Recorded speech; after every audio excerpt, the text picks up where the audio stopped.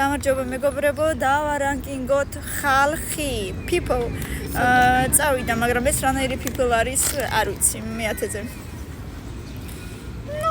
კარგი ჩვეულებრივი ახალგაზრდა მამაკაცია მეორეზე. რა პრინციპით შეიძლება ადამიანების დარანკინგება? არ ვიცი, ამიტომ ჩემი პრინციპი უპრინციპო იქნება და ამიტომ რა ვიცი მერვეზე. საყვარელი სასაცილო ადამიანია, პოზიტიური, მე-4-ზე. სიმპათიური მამაკაცია მე-3-ზე.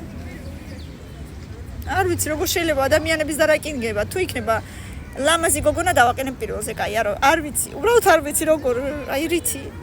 აი ამ ადამიანის დაყენება მინდა პირველზე, ძალიან პოზიტიურია, ძალიან ჩვეულებრივი ქალბატონია პირველი.